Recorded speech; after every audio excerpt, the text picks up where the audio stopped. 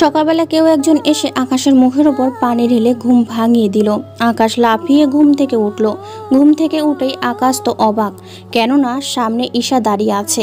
তা দেখে আকাশ বলে, এটা হতে পারে না, কিছুতেই হতে পারে না। আমি স্বপ্ন দেখছি না তো? হ্যাঁ, আমি স্বপ্নই দেখছি। ঈশা এখানে আসবে কি করে? এটা যেহেতু স্বপ্নই, তাহলে আবার ঘুমাই। আকাশ আবারও ঘুমোতে যাবে, তখন ঈশা আবারও ওর পানি ঢেলে দেয় মুখের ওপর। এইভাবে আকাশ বুঝতে পারে এটা স্বপ্ন নয়। এইদিকে আকাশের কথা শুনে ঈশা তো হাসছে। ঈশা, তুই এখানে? আমি স্বপ্ন দেখছি না তো? না ভাইয়া, তুই কোনো স্বপ্ন দেখছিস না। এখন চুপচাপ বিছানা থেকে উঠে ফ্রেশ হয়ে রেডি হয়ে নিচে নামবি। আমি তোর আজকে ভার্সিটি যাব, তাই এখনই তুই রেডি হয়ে নিচে নামবি। আমি কোন ক্লাসে পড়ি আর তুই কোন ক্লাসে পড়ছস? তুই মাস্টার্স করছিস আর আমি অনার্স তৃতীয় বর্ষে। তাতে কি এখন উঠবি কি না তাই বল। উঠছি। এইদিকে আকাশ ফ্রেশ হয়ে নিচে নেমে আসতেই নাস্তা করে ঈশা আকাশের সাথে বের হয়ে যায়। আপনারা এখন ভাবছেন ঈশা কে, তাই তো? চিন্তা করবে না, গল্পের সাথে থাকুন, বুঝতে পারবেন। ওরা ভার্সিটিতে আসলেই অনেক মেয়ে আকাশের গাড়ির সামনে আসে আকাশের সাথে কথা বলার জন্য, কিন্তু ঈশাকে দেখে ওরা চলে যায় ওখান থেকে। ভালোই তো মেয়ে পটিয়েছিস। আরে ওরা জাস্ট লাইন মারার জন্য এসেছে। চল তাহলে ভিতরে নিয়ে যা আমাকে। আকাশ ঈশাকে নিয়ে ভেতরে যায়। তখনই রনির ডাক। ওই আকাশ, একদিন এক রকম আইটেম নিয়ে ভার্সিটিতে আসছিস। এই কথা বলায় আকাশ রনির কাছে গিয়ে ওর মুখে একটা ঘুষি দেয়। এতে করে রনির মুখ থেকে রক্ত পড়তে থাকে। বলেছিলাম না ওদের নিয়ে বাজে কথা বলবি না। এবার দেখ তোর কি হাল করি। এই বলে রনি ও আকাশের মধ্যে মারামারি হতে থাকে। রনিকে বেশি মার খেতে দেখে ওর সাথে থাকা বাজে বন্ধুগুলো আকাশকে মারার জন্য আসে। আকাশ ওদেরকেও মেরে ওখানে শুইয়ে দেয়। প্রতিদিন মার খেতে তোর একটুও লজ্জা কি লাগে না? এরপর থেকে যদি পাই। ঈশা, চল ভিতরে যাই। ওই মারামারি শেষ করে ওরা বাড়িতে চলে আসতে থাকে। বাড়ির দিকে কিছু দূর আসতেই দেখলো আর এক ঝামেলা, কেননা রকির চাচা মিস্টার কিবরিয়ার পথ আটকিয়ে দাঁড়িয়ে আছে। তাই গাড়ির থেকে নেমে ওনার সামনে যায়। মিস্টার কিবরিয়া সাহেব, আপনার ভাতিজাকে সামলান, নয়তো এভাবে প্রতিনিয়ত মার খেতে খেতে একদিন না মরেই যায়। তো সাহস দেখে আমি অবাক হয়ে যাই। আমি আন্ডারওয়ার্ল্ডের মাফিয়া, তার উপর রাজনীতিবিদ। তুই কিনা আমার সামনে আমার ছেলেকে মারার হুমকি দিস? তোরা ওরে এখানে মার, যেমনটা ও আমার ছেলেকে মেরেছে। কিবরিয়ার লোক আকাশকে মারতে আসলে আকাশ ওদেরও মারতে থাকে। এতে করে আকাশ নিজেও কিছু মার খায়, কিন্তু ওদেরকে মেরে ওদের অবস্থা আকাশ পুরোই খারাপ করে দিয়েছে। এখন হয়তো আপনারা ভাবছেন কেউ এই আকাশ, তাহলে একটু ধৈর্য ধরুন, সব কিছু বুঝতে পারবেন। তার জন্য আপনাদের গল্পের সাথে থাকতে হবে। ওদের মেরে আকাশ গাড়িতে ওঠে। ভাইয়া, বুঝলাম না, তুই বাসা থেকে বের হতে না হতে দুইবার মারামারি করে শেষ? না জানি তুই বাকি দিন তো পড়েই আছে। আরো কি কি দেখতে হবে আমাকে কে জানে। দেখ, মারামারি না করলে আমার একটুও ভালো লাগে না। তার উপর কেউ যদি মার খাওয়ার জন্য চলে আসে, তাহলে আমার কি করার এতে? বুঝছি, এত শখ নেই তোর মারামারি দেখা। এখন আমাকে কিছু শপিং করিয়ে দে, আমি চলে যাব বাড়িতে। কি? তুই একে তো আমাকে না বলে এখানে এসেছিস, তার উপর এখন বলছিস তুই চলে যাবি 2 দিন পর? এমনটা হচ্ছে না। ওই দেখ, আমি একা যাব না ওইখানে, বুঝছিস? না, বুঝি নাই। কি? তুই একা যাবি না, সেই ব্যাপারটা। দেখ, তোর সাথে আমি এত ক্যাসাল করতে পারবো না। 2 দিন পর চলে যাব, তাই এই 2 দিন আমাকে তুই এই শহরটা ঘুরে দেখাবি এবং আমার যা যা লাগে সব কিছু কিনে দিবি। দেখ, আমি তোকে কিনে দিতে তো মানা করিনি, তুই এসেছিস, আরো 1 মাস থাক। না ভাইয়া, সামনে পরীক্ষা, তাই বেশি দিন থাকতে পারবো না। আকাশ কি করবে বুঝতে পারছে না, তাই ওখান থেকে একটা শপিং মলে যায়। ওখানে আকাশ ঈশার পছন্দ অনুযায়ী অনেক ড্রেস, কসমেটিক আরও অনেক কিছু কিনে দিতে থাকে। এইদিকে ঈশাও আকাশের জন্য কিছু ড্রেস নেয়। আমার জন্য কেন? তুই চুপচাপ থাকতে পারিস না? আকাশ চুপ হয়ে দাঁড়িয়ে থাকলো। সব কিছু নেওয়া হয়ে গেল। আকাশের কাছ থেকে কার্ড নিয়ে অ্যাকাউন্টে দিয়ে দেয়। ওনারা বিলের ডলারগুলো রেখে কার্ড দিয়ে দেয়। শপিং মল থেকে বের হয়ে আসে। তখনই শপিং মলের সামনে কয়েকটা ছেলে বসে বসে মেয়েদের খারাপ খারাপ কথা বলছে। এই ভাইয়া, এখানে এসেও শান্তি নেই। কি হয়েছে? এই যে মেয়েদের টিস করা, এদের জন্য তো বের হয় মুশকিল। দাঁড়া, ওদের ব্যবস্থা করতেছি। থাক ভাইয়া, এমনিতে 2 বার মারামারি করা শেষ, আর লাগবে না ভাইয়া, চল এখান থেকে। আকাশ ঈশার কথায় ওখান থেকে চলে আসতে যাবে, তখনই আসার আগেও ওই ছেলেগুলোর গালে কয়েকটা থাপ্পড় দিয়ে দেয় আকাশ। ভাইয়া, তোকে না মানা করছি? ওরা তোকে বাজে কথা বলেছে, ছেড়ে দিই কি করে? তুইও না। ওরা ওখান থেকে চলে আসে বাড়িতে এসে ঈশা ওর রুমে চলে যায়। এইদিকে ঈশা কেন এসেছে, কখন এসেছে, আকাশের পরিচয় তা আপনাদের একটু পরেই বলছি। এখন একটু ফ্রেশ হয়ে আসি, কিছুক্ষণ অপেক্ষা করেন। চলুন এবার আকাশের পরিচয় দিই। আকাশের পুরো নাম হলো ফরহাদ হোসেন আকাশ, আমাদের গল্পের হিরো। আকাশের আব্বু এই শহরের ব্যবসা করে। এই শহরের সবাই ওনাকে শাহজাহান চৌধুরী নামেই চেনে। ওনার স্ত্রী মানে আকাশের আম্মু মিসেস পারুল আক্তার, উনি হাউসওয়াইফ। বাড়ির সব কাজের লোকেরা করলেও রান্নাটা উনি নিজের হাতেই করে, কেননা আকাশ ওর মায়ের হাতের রান্না বেশি খায়। আকাশদের আরও কয়েকটা কোম্পানি আছে এই শহরে। উনি এখনকার ধনী লোকেদের মধ্যে 3য় স্থানে আছে। বাকি রইল ঈশার পরিচয়। ঈশা হলো আকাশের ফুফাতো বোন, যে বর্তমানে আকাশদের বাড়িতে এসেছে, কয়েকদিন বেড়াতে এসেছে। ঈশার সম্পর্কে বাকি তথ্য পরেই জানতে পারবেন। বাকি রইল গল্পের নায়িকা এবং তার সম্পর্কে আরও পরে আপনাদের বলবো। এখন আপাতত গল্পে ফেরা যাক। ঈশার রান্নাঘরে গিয়ে ওর মামির চোখে হাত দেয়। কে আমার চোখে হাত দিয়েছে? এই দিকে কেউ কিছু বলছে না, তাই আকাশের আম্মু ভালো হাত ধরে বুঝতে পারে। আরে ঈশা, তুই এখানে কখন এলি? আমাদেরকে তো একটু জানালিও না। আম্মু, ও সকালে এসেছে। এই কথায় আকাশের আম্মু একটু আশ্চর্য হয়। কি, ঈশা সকালে এসেছে অথচ আমার সাথে এখন দেখা করছে? সকাল থেকে কোথায় ছিলি তুই? আম্মু তাহলে শোনো। এরপর আকাশ সকাল বিকাল ঘটে যাওয়া ঘটনাগুলো ওর আম্মুকে বলে। শুধু মারামারি করেছে তা বাদে। এটা কিন্তু ভালো করিসনি তুই ঈশা। একে তো সকালে এসে এখন আমার সাথে দেখা করছিস, তার উপর বলছিস 2 দিন পর চলে যাবি। তুই এখানে 1 মাস থাক আগে, তারপর আমি ভেবে দেখব তোকে পাঠানো যায় কিনা। দেখো মামি, সামনে আমার পরীক্ষা, তার উপর সব কসমেটিক শেষ। তাছাড়া পরীক্ষা দেওয়ার সময় তো একটু সেজে গুজে যেতে হবে নাকি? তুই কি পরীক্ষা দিতে যাবি নাকি ছেলে পটাতে? দুটোই। ঈশা ওখান থেকে চলে যায়। এইদিকে আকাশের কল আসলে আকাশ চলে যায় নদীর পাড়ে, কেননা এই নদীর পাড়ে একটা পাহাড় আছে। ওই পাহাড়ের ভেতরে আকাশ আর একটা রাজ্য চালায়। ওই রাজ্যটা হলো মাফিয়া কিংয়ের রাজত্ব। মাফিয়া জগতে সবাই আকাশকে একে নামেই চিনে, কেননা একে নাম শুনলেই বাকি সব মাফিয়ার ভয়ে পালায়। ওইখানে যেতেই সবাই একের নামে জয়ের ধ্বনি দেয়, কেননা একে সব সময় কালো পোশাক পরে আসে, মুখে থাকে সব সময় মাস্ক। একে ওর চেয়ারে বসে পড়ে। আমার হয়তো কয়েকদিন রাজত্ব চালাতে পারবো না, কিছু সমস্যার কারণে। হয়তো আমি দেশের বাহিরেও যেতে পারি, তাই ততদিন আশিক আমার দায়িত্ব পালন করবে। আমি ওর সাথে যোগাযোগ করব। নিজে থেকে আমার সাথে কেউ যোগাযোগ করতে চাবেন না। আকাশ ওখানে আরও কিছু কথা বলে চলে আসে। এইদিকে 3 দিন কেটে যায় ঈশার পরীক্ষার সামনে, তাই ঈশার আম্মু আকাশের আম্মুকে কল দিয়ে জানায়, ভাবি, একটা কথা বলার ছিল। কি কথা? এরপর ঈশার আম্মুর সব কথা বলে। সব কথা শুনে আকাশের আম্মু রাজি হয়ে যায়। এইদিকে ঈশা নিচে নেমে আসে, ওর জিনিসপত্র গুছিয়ে আকাশের সামনে এসে বলে, ভাইয়া, আমি চলে যাচ্ছি। ঠিক আছে, সাবধানে যাবি। চল, আমি তোকে এয়ারপোর্টে দিয়ে আসি। হ্যাঁ চলো। আম্মু, আমি ঈশাকে এয়ারপোর্টে দিয়ে আসতেছি। ঠিক আছে, সাবধানে যাবি। ওখানে গিয়ে কোনো মারামারি করবি না। কোন জায়গার কথা বলছো? কোন জায়গার না? আকাশ ঈশাকে নিয়ে গাড়িতে বসে। এইদিকে ওরা কথা বলতে বলতে এয়ারপোর্টে চলে আসে। আকাশকে এয়ারপোর্টে সিকিউরিটি এবং সবাই চিনে, তাই আকাশ ঈশাকে নিয়ে ভেতরে যায়। বোন, আমার সাবধানে যাবি, বাসায় গিয়ে কল দিবি। আমি তাহলে এখন যাই। তা হচ্ছে না ভাইয়া, কারণ তুই তো আমার সাথে বাংলাদেশে যাবি। কি? আমি কেন যাব? তুই যাবি কিনা তাই বল।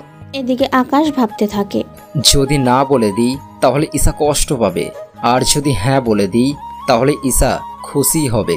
কিন্তু আমি তো পাসপোর্ট ও শার্ট প্যান্ট কিছুই আনিনি, তাই রাজি হয়ে যাওয়াটাই ভালো হবে। কি ভাবছিস? ভাবছি আমি যাব কি করে? আসার সময় তো কিছুই আনিনি। আমি জানতাম এমন কিছুই বলবি, তাই আসার সময় পাসপোর্ট নিয়ে এসেছি তোর। বাকি হলো শার্ট প্যান্ট, এইগুলো তোকে দেশে নিয়ে গিয়ে কিনে দিব। আকাশ কোনো উপায় না পেয়ে ঈশার সাথে চলে এলো বাংলাদেশে। কেননা ভেবেছিল কি আর হয়ে গেল কি, বাংলাদেশে আসার পর এয়ারপোর্ট থেকে বের হয়ে আসলে আকাশের ফুপু ফুপা ওনারা দুজনেই সামনে দাঁড়িয়ে আছে, তাই আকাশ ওনাদের পায়ে সালাম করে। সত্যি আকাশ, আমাদের থেকে অনেক ভালো লাগছে, কারণ এই প্রথম তুমি বাংলাদেশে এসেছো। তাও ঈশা অনেক চালাকি করে নিয়ে এসেছে, তাও ভাবি না থাকলে তো সম্ভবই হতো না। ফুফা, এই জন্যই তো বলি পাসপোর্ট ওর কাছে কিভাবে এলো, কারণ পাসপোর্ট তো আম্মুর কাছে থাকে। ভাবি দিয়েছি, এখন কথা না বলে আয় আমাদের বাসায়। এদিকে আকাশ চলে আসে ঈশাদের বাসায়, কেননা এই প্রথম আকাশ এই বাড়িতে এসেছে। ছোট থাকতে একবার এসেছিল, তখন ঈশার বাবা মা অতটা বড় লোক ছিল না। আকাশের আব্বু ওনাদের টাকা দিয়ে সাহায্য করায় আজকে ওনারা বাংলাদেশের শত শত কোটি টাকার মালিক। ফুফা, তোমাদের তো অনেক উন্নতি হয়েছে দেখছি। হ্যাঁ, তোমার আব্বু আমাদের সাহায্য করায় আজকে আমরা একটা ভালো অবস্থানে আছি। এখন ভিতরে যাই। আকাশ ওনাদের সাথে ভেতরে যায়। আকাশ ওখানে সোফায় বসে আছে আর ফুপা ফুপিদের সাথে কথা বলছে। এদিকে ঈশা ওর রুমে গিয়ে ফ্রেশ হয়ে নিচে নেমে আসে। ঈশা, ওকে ওর রুমটা দেখিয়ে দে। আকাশ, তুমি ফ্রেশ হয়ে নিচে নেমে আসো, তোমার ফুফু তোমার সব পছন্দের খাবার রান্না করেছে। আচ্ছা ফুপু। আকাশ উপরে গিয়ে ফ্রেশ হয়ে নেয়। ঈশা একটা লুঙ্গি এনে আকাশকে দেয়। আকাশ ফ্রেশ হয়ে অনেক কষ্ট করে লুঙ্গিটা পরে বের হয়। এতে কাজের লোক হতে যারা দেখেছে তারাই হাসছে। অনেক কষ্টে লুঙ্গিটা ধরে আকাশ খাবার খেয়ে নেয়। খাবার খেয়ে আকাশ ঘুমিয়ে পড়ে, কেননা রাত 11টা বেজে গিয়েছে। পরের দিন সকালে আকাশ ঘুম থেকে উঠে দেখে ওর পরনের লুঙ্গি নেই, তাই তাড়াতাড়ি করে লুঙ্গি খুঁজে পরে নেয়। এদিকে ঈশা তো দরজা খোলার জন্য তাগাদা দিয়েই চলেছে। আমি 30 মিনিট পর আসতেছি। ভাগ্য ভালো লুঙ্গির ভিতরে, উপনয়তো মান ইজ্জত সব শেষ হয়েছে তো। ঘুম থেকে উঠে আকাশ ফ্রেশ হয়ে নেয়। ফ্রেশ হয়ে নিচে নামে। ওখানে আকাশের ফুপা ও ফুপি ও সহ ঈশা ওরাও ছিল। তা আকাশ, এখানে থাকতে তোর কোনো অসুবিধা হয়নি তো? কি যে বলো না ফুপা, অসুবিধা হবে কেন? এখন অসুবিধা হচ্ছে এই লুঙ্গি নিয়ে, এটা সামলাতেই তো কষ্ট হয়। আকাশের কথা শুনে বাকিরা হেসে দেয়।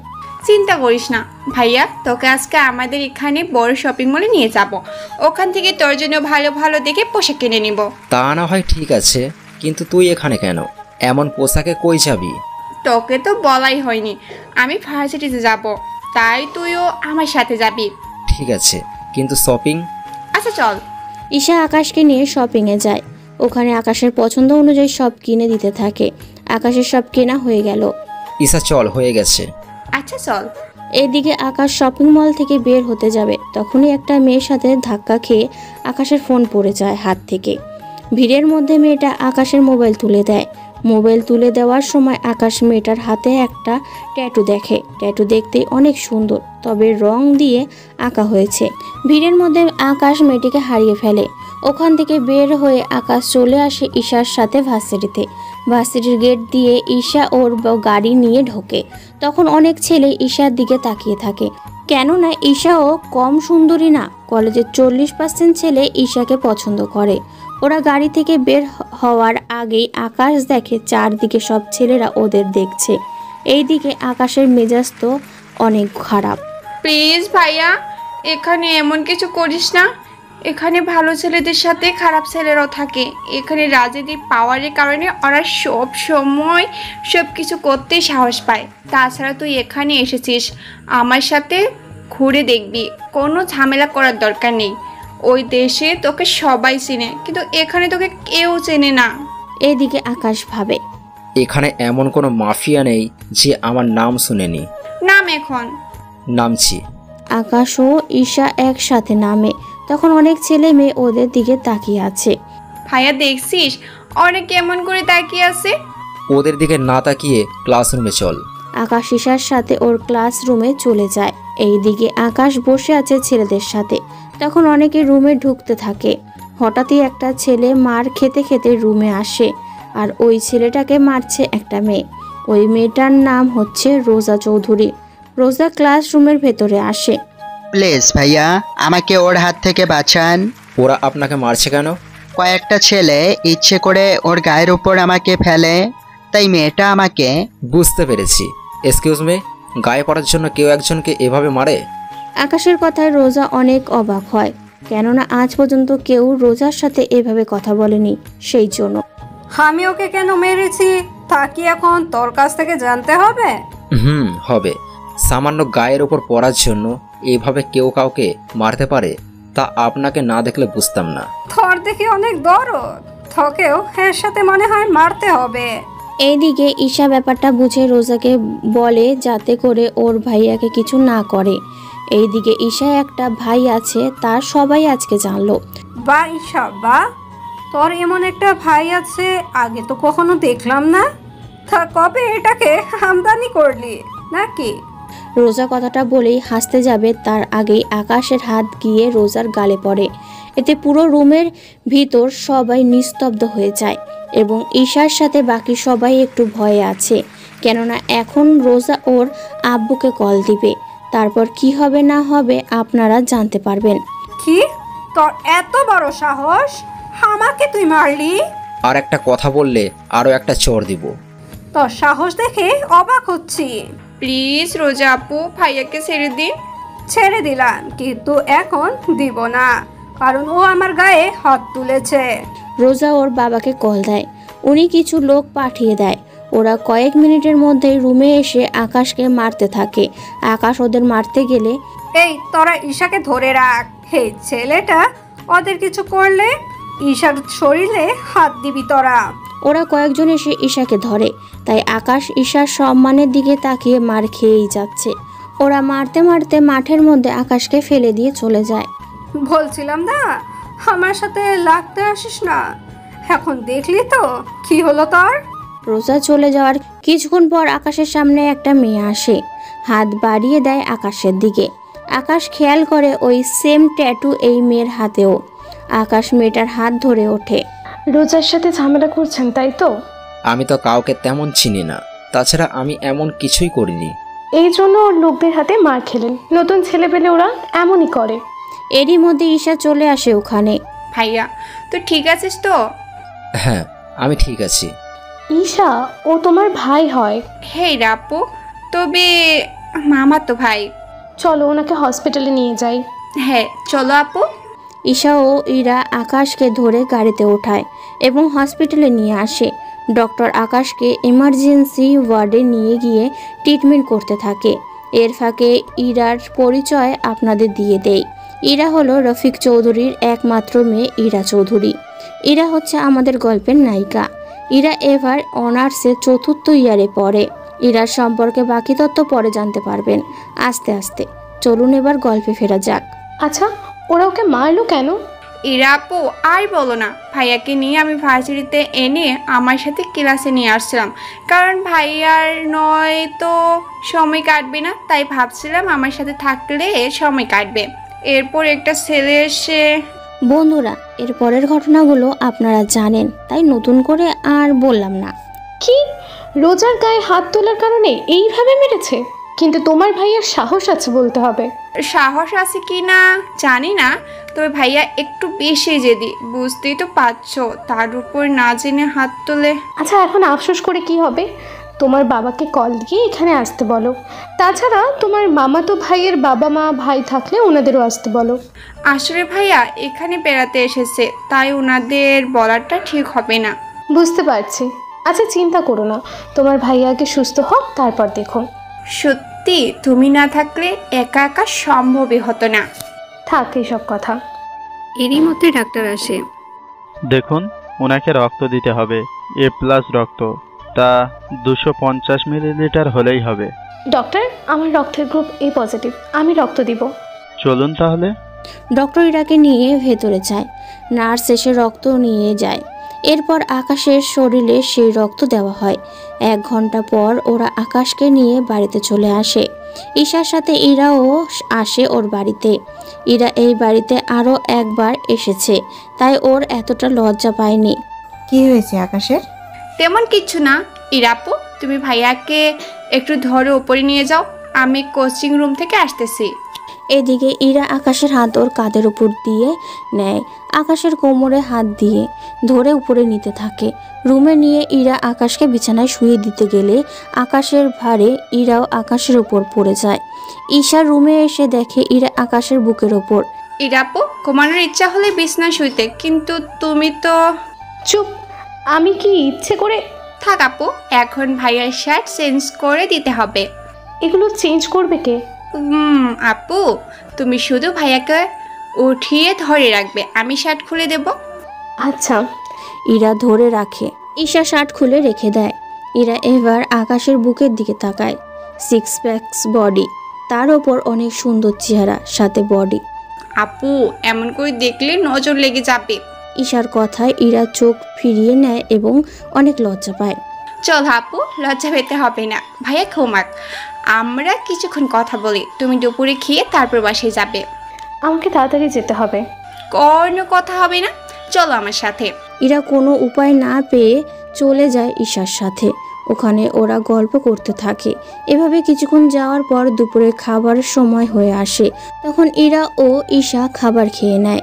খাবার খাওয়া শেষ হলে ঈশা আকাশের রুমে যায় এবং ওকে খাইয়ে দেয়, সাথে ওষুধ খাইয়ে দেয়। ওষুধ খেয়ে আকাশ ঘুমিয়ে পড়ে। এদিকে ঈশা ও ইরা কথা বলছে। আচ্ছা ঈশা, তোমার ভাইয়া কোথায় থাকে আর পরিবারে কে কে থাকে? আসলে ভাইয়াকে আমি নিয়ে এসেছি, সামনে পরীক্ষা তো, সেই জন্য ভাইয়া আমাকে পড়া বুঝিয়ে দিবে। কিন্তু আমি ক্লাস করার জন্য তো ভার্সিটি যেতে হবে, কিন্তু ভাইয়া একা একা, তাই আমার সাথে নিয়ে গেছি।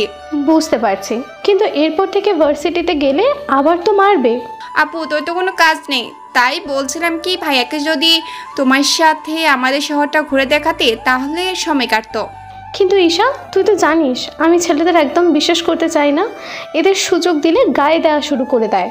চিন্তা করো না আপু, আমার ভাইয়া অন্য সবার মতো না, তুমি ভাইয়ার সাথে ঘুরলেই বুঝতে পারবে। ঠিক আছে, তাহলে কাল আমি ওকে নিতে আসবো। এখন আমি যাই। সত্যি আপু, তুমি অনেক ভালো।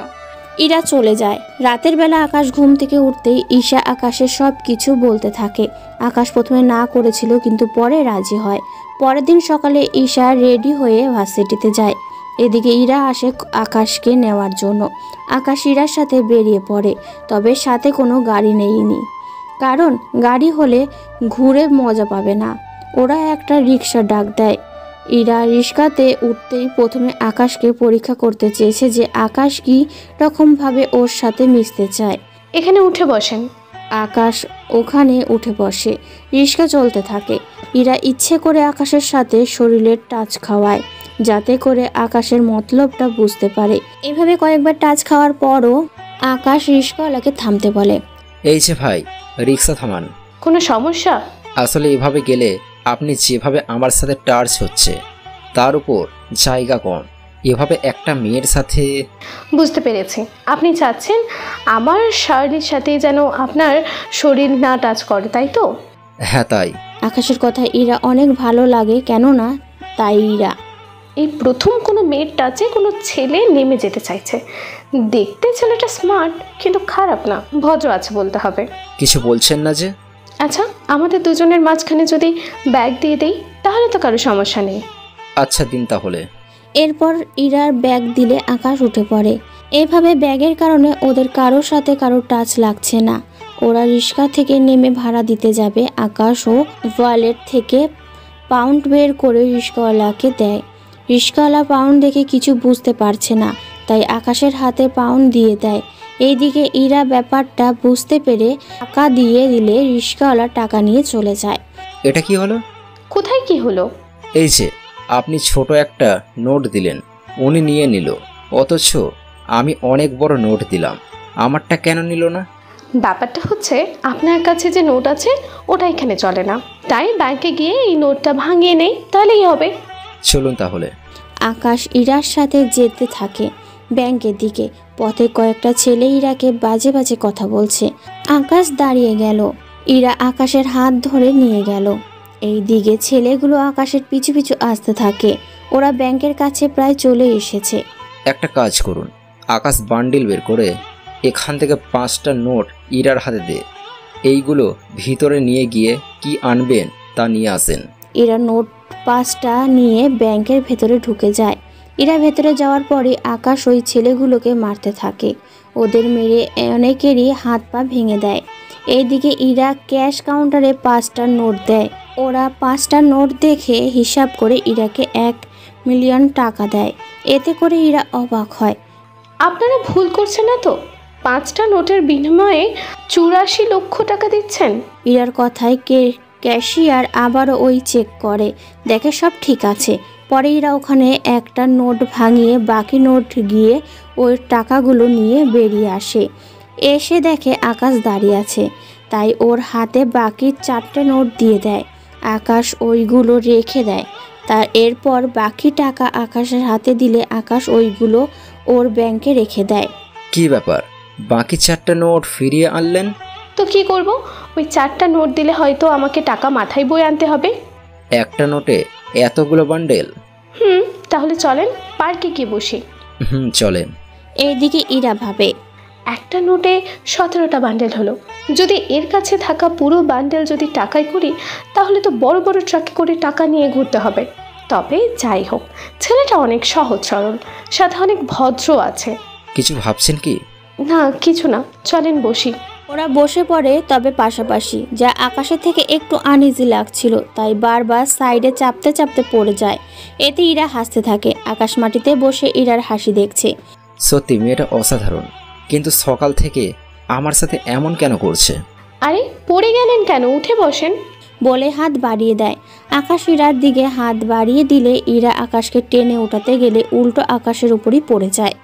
সরি, আমি ইচ্ছে করে আপনার কোনো দোষ নেই।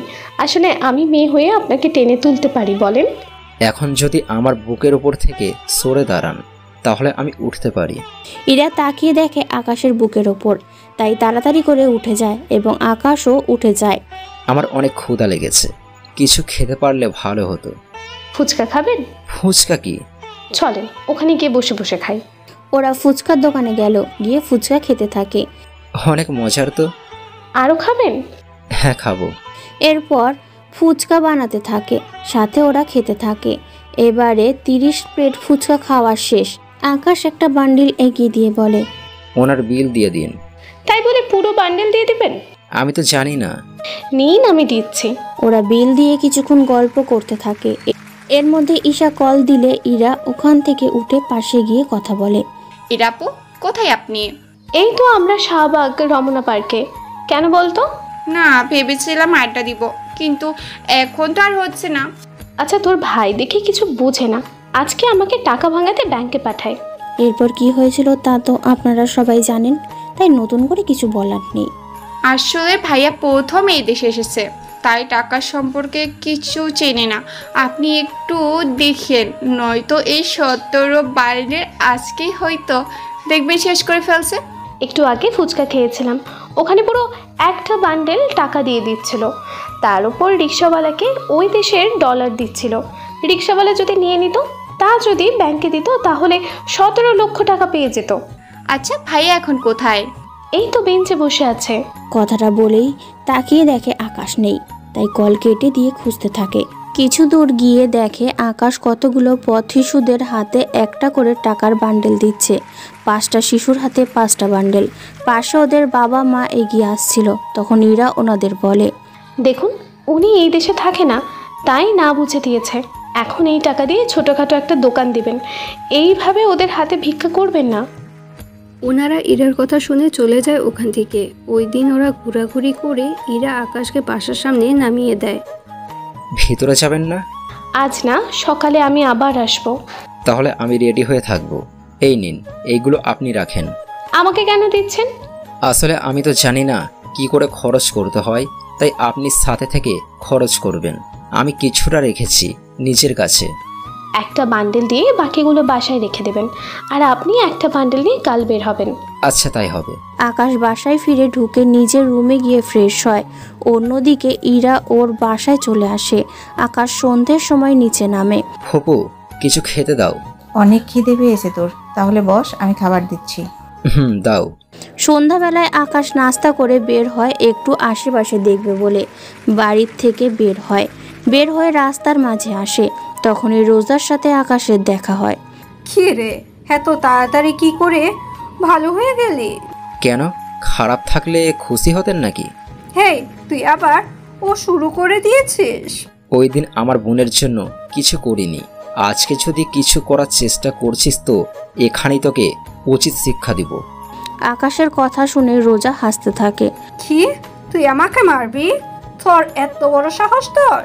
তুই জানিস না আমি কে, কি করতে পারি আমি? আর তুই জানিস না আমি কে, তা এখন পথ আটকে না দাঁড়িয়ে সামনে থেকে সরেন। বুঝেছি, আমাকেও তোকে একটা মার দিতেই হবে। এই তোরা ওকে খাতে যত্ন কর। রোজার কথায় ওর লোকজন আকাশকে মারতে আসে, কিন্তু আকাশ ওদের সবাইকে মেরে মেরে ওখানে শুইয়ে দেয়। ওরা অনেক চেষ্টার পরও কোনো কিছু করতে পারেনি, সবাই মার খেয়ে মাটিতে শুয়ে আছে। বলেছিলাম না আমার পিছনে লাগতে আসবেন না, এখন বুঝতে পারছেন আমি কি জিনিস? এবার আপনার পালা। আমার পালা মানে? বারে, ওই দিন যা পারিনি তা আজকে তো করতেই হবে। কি করবেন? আকাশ রোজার সামনে আসে, ওখানে এসে রোজাকে আবারও ওই একটা থাপ্পড় দেয়। থাপ্পড় খেয়ে রোজা গালে হাত দিয়ে দাঁড়িয়ে আছে। ওই সময় ওখানে রকি আসে। আপনারা হয়তো অনেকেই রকিকে ভুলে গেছেন। রকি হচ্ছে এই ছেলে যাকে মারার জন্য আকাশ ওদের সাথে মারামারি করে। ভাইয়া আপনি এইখানে, আর রোজা আপু আপনিও এইখানে? ওই, আমি এখানে কি জন্য এসেছি তা কি তোকে বলতে হবে? না আপু, আমি তো এমনি বললাম। ভাইয়া আপনি এত রাতে এখানে, তার ওপর রোজা আপু, আপনাকে কিছু করেনি তো? আমার কিছু হয়নি, তুমি এখন যাও। রকি ওখান থেকে চলে যায়। রকি চলে যাওয়ার পর আকাশ রোজার কাছে যায়। তাহলে একটা কথা বলি, মেয়ে হয়ে এই সব কথা ঠিক না, মেয়েদের শাড়িতেই মানায়, এই সব ড্রেসে না। তাই ভালো হয়ে যান, এই সব মারামারি করে কি লাভ আপনাদের? শুধু একটু পাওয়ার ছাড়া জীবনে কিছু পাবেন না, তার উপর সবাই আপনাকে খারাপ ভাববে। এতে করে আপনার কাছের লোকগুলোও আপনাকে খারাপ চোখে দেখবে। আমি যা বলেছি ওই কথাগুলো একটু ভেবে দেখবেন। আকাশ ওখান থেকে চলে যায়।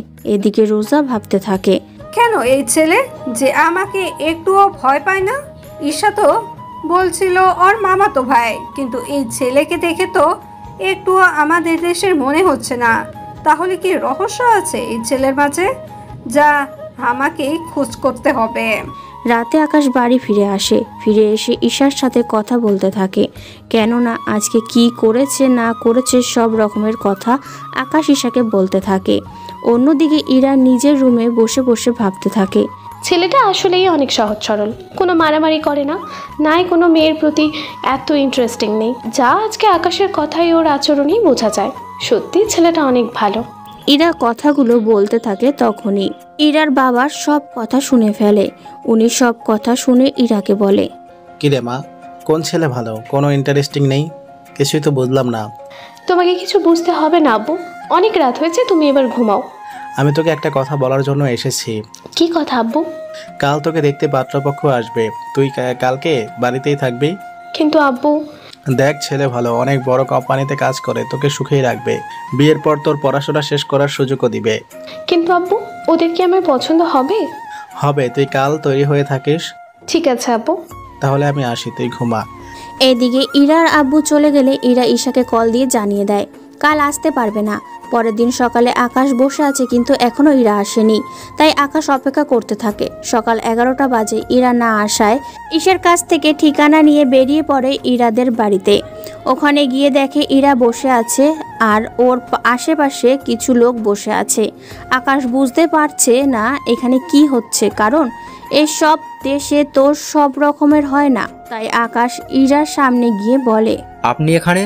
আমি সেই 1 ঘন্টা ধরে বাসায় অপেক্ষা করে বসে আছি, কিন্তু আপনি না আসায় ঈশার থেকে ঠিকানা নিয়ে এখানে চলে আসি।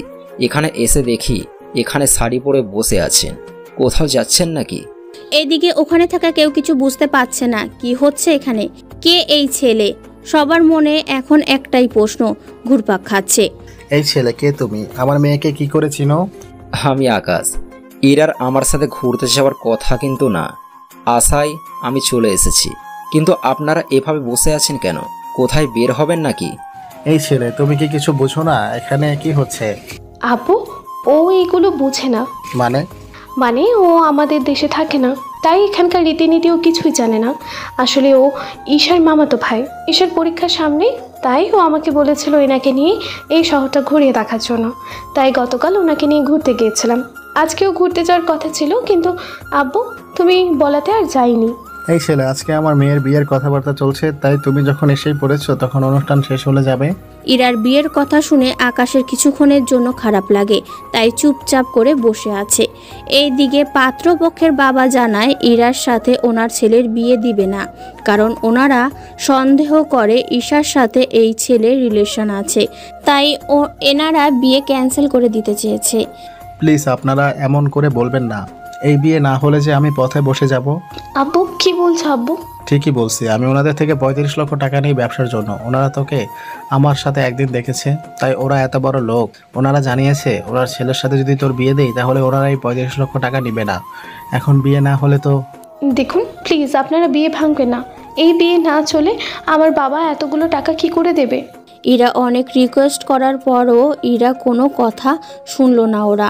তখন আকাশ বলে, দেখুন, আমার জন্য আপনাদের মধ্যে ঝগড়া হচ্ছে, এইটুকু আমি বুঝতে পেরেছি। শুধু আঙ্কেল এইটুকুই বলল যে ছেলের সাথে আপনার মেয়ের বিয়ে দিতে চাইছেন। ওই পরিবার এখনই আপনাদের কথা বিশ্বাস করতে চায় না। তাহলে একবার ভেবে দেখেন সে ছেলে বিয়ের পর কি করবে। তাই আপনি চিন্তা করবেন না, আমি দিয়ে দিচ্ছি টাকাগুলো। আপনি কেন টাকা দেবেন? দেখুন, আপনি অনেক ভালো একটা মেয়ে। আমি চাই না এরকম একটা ছেলেকে বিয়ে করে নিজের জীবনটা এভাবে নষ্ট করে দেন। তাই টাকাটা না হয় আমি দিয়ে দিব, কিন্তু আমার কাছে তো কোনো ক্যাশ নেই, নোট ছাড়া। ইরা না করে দেয়। আকাশ অনেক বোঝানোর পর ইরা রাজি হয়ে যায়। তাই ইরা রুম থেকে 1 লাখ টাকার বান্ডেলও আকাশের কাছ থেকে ওর দেশের 2টা নোট বের করে নেয় এবং পাত্রের বাবার হাতে নোট দিয়ে বলে, এই দিন টাকা। এখানে এই দুটো নোট 40,000 টাকা, যা আমাদের দেশের 35 লক্ষ টাকার বেশি হবে। বাকি এই 1 লক্ষ টাকা তার সুদ। এবার বুঝতে পেরেছেন? ওর কাছে থাকা সামান্য 2টা নোট দিয়ে যদি আপনার সব ঋণ শোধ হয়ে গেল, তাহলে বুঝে দেখেন ওর কাছে একটা বান্ডেল তাহলে কত টাকায় থাকতে পারে। তা ক্যালকুলেটে দিলেও গণনা করতে পারবেন না। ও শুধুমাত্র এই টাকা 2 মাস খরচ করবে বলে এনেছিল। যদিও আমাদের দেশের টাকা সম্পর্কে কিছুই বোঝে না। ও যদি জানতো এখানে ওর একটা নোট দিয়ে আপনাদের মতো পরিবার 4-5 মাস খেতে পারবে, তাহলে ওর সাথে করে এতগুলো টাকা আনতো না। কিন্তু কারোর অপমানের প্রতিবাদ করতে ঠিকই বোঝে, তাই আপনারা এবার আসতে পারেন।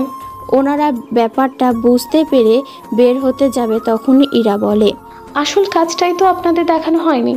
কথাটা বলে ইরা ওখানে সবার সামনে আকাশকে জড়িয়ে ধরে, সাথে সবার সামনে আকাশকে চুমু দেয়। এইদিকে আকাশ কিছু বুঝতেছে না কি হচ্ছে ওর সাথে, তাই আকাশ ওখানে দাঁড়িয়ে থাকে। এইটা দেখতেই তো চেয়েছেন, দিন এবার আসতে পারেন আপনারা। ওনারা টাকা নিয়ে চলে যায়। ওরা যাওয়ার পর ইরা আকাশের হাত ধরে সোফার উপরে বসায়। এখন ইরার আব্বু কিছু বলছে না। এখানে বসেন, আমি ড্রেস চেঞ্জ করে আসি, তারপর বের হব। আচ্ছা, এইরকম ভাবে বের হওয়া চাই না। কেন বলুন তো? আসলে এইরকম আপনাকে অনেক সুন্দর লাগছে। কিন্তু আপনাকে খারাপ লাগছে। আমাকে দেখতে খারাপ লাগছে কেন? ইরা আকাশের মুখে লেগে থাকা লিপস্টিকের দাগ মুছে দেয় ওর শাড়ির আঁচল দিয়ে। যদিও তখন ইরার বাবা ওখানে ছিল না, উনি নিজের রুমে চলে গেল।